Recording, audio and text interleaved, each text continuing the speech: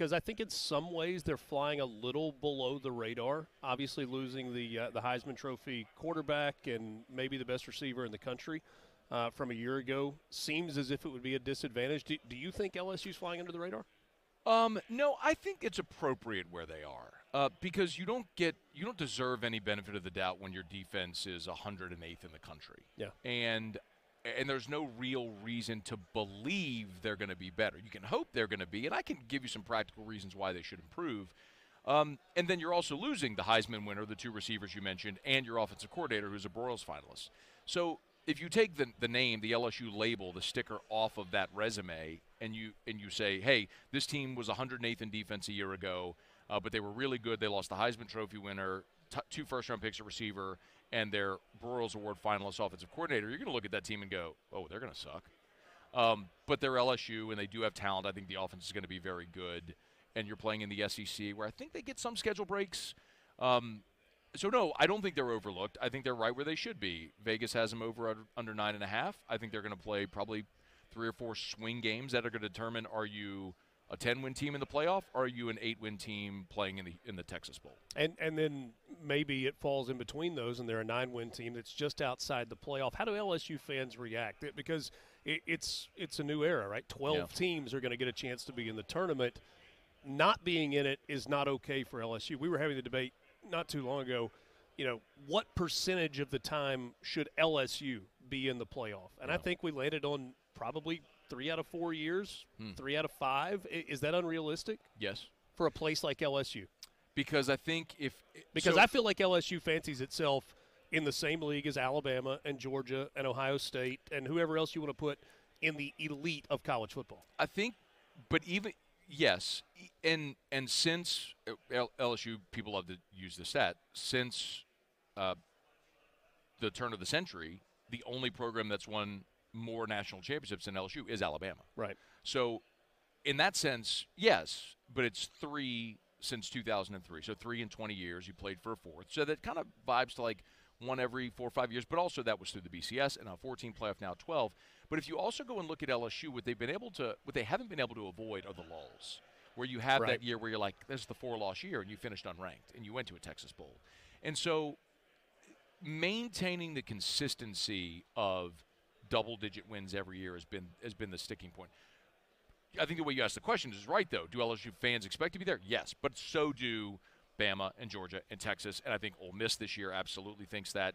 Tennessee, I don't know if I said them. Missouri expects to be there.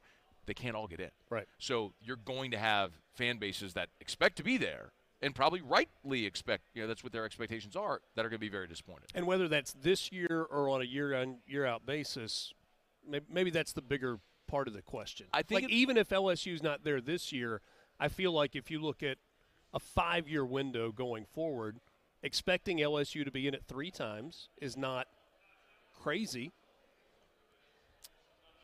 So in my head, Richard, I'm going back to the last 5 years for LSU football. So you can start with the 2019 national championship team, obviously a great team.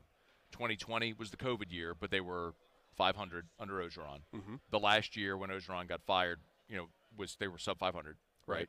So then Kelly comes in, and they were 9-3 in the regular season. Now they went to the SEC championship game, but there's no 9-3 is not getting you to the championship game anymore because you're not winning a Western Division. You have to right.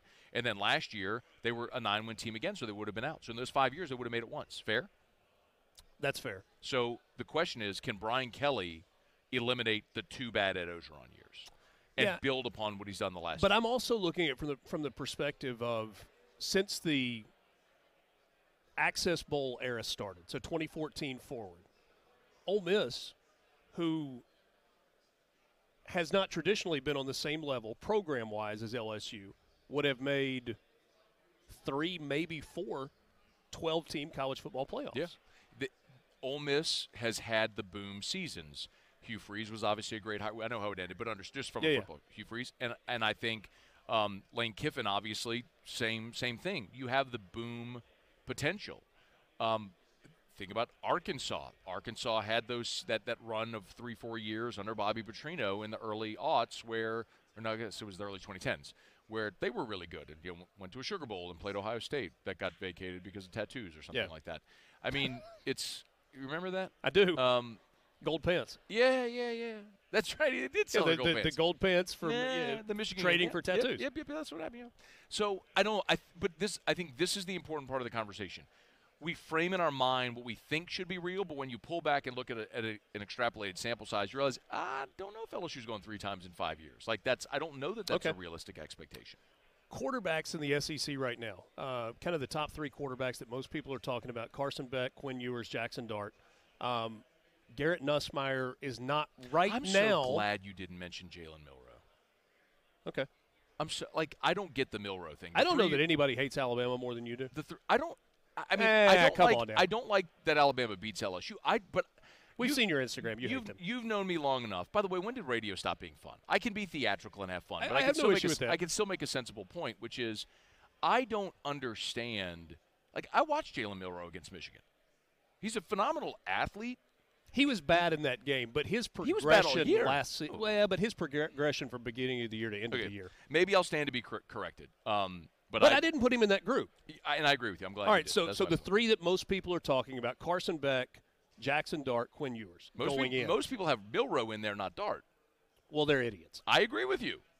At the end of the year, if we're talking about 3 or 4 of the best quarterbacks in the SEC, are we going to be talking about Nussmeier in that mix? Maybe, but I think if you're talking about the top 3, I still think it's those 3 because I think they're the ones that are going to be set up the most for success with their teams.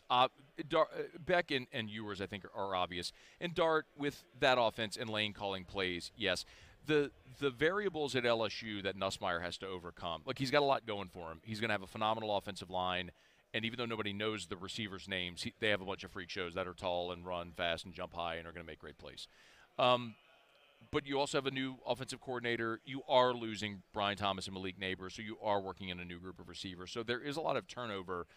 And the team success has to come too, Richard.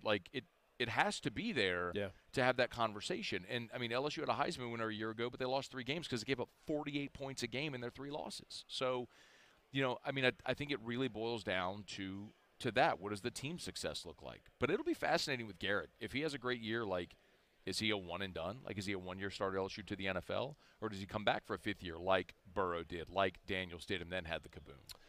Only a minute left. You and many others have made the argument that this is a really, really good LSU offensive line, maybe 2 first-round tackles on there. I asked you before we sat down, why wasn't the running game better? And you said it's as simple as Jaden Daniels and maybe not great running backs. That's fine. Yeah. But I thought Jaden Daniels got hit too many times, and I'm not sure that I think that offensive line is as good as a lot of people are giving it credit. Why am I wrong? Because you are. They're really good. Both tackles you mentioned will be first-rounders. The guards, Dellinger, the left guard, is a 4-year starter. Miles Frazier's a 5th-year guy who's been starting for 4 years. DJ Chester's coming in at center. He's a sophomore. He'll be starting for the first time, but they like him a lot. Last year's offense, so 2 years ago, Jaden Daniels' first year, they were bad, but you were starting 2 true freshmen at tackles. At tackle, you had played a game where you started a guy at center that had literally never played center before. It was a mess that Kelly inherited. And as the season went along, they got better and better, and last year they really came into their own. But last year's offense was built around Jaden's running ability. Okay. He ran for 1,200 yards last year. Which is good amazing. for a quarterback. Yes, it's pretty good for a quarterback. This year is going to look different because they're going to have to lean on the running game with traditional running backs. The question is, do you have good enough running backs? People are excited about Caleb Jackson, but he's a rising sophomore, and we'll see. Trey Holly has a legal situation that's playing itself out. We'll see. John Emery's coming off of an ACL. We'll see. So there's a lot of we'll see. Matt Moscona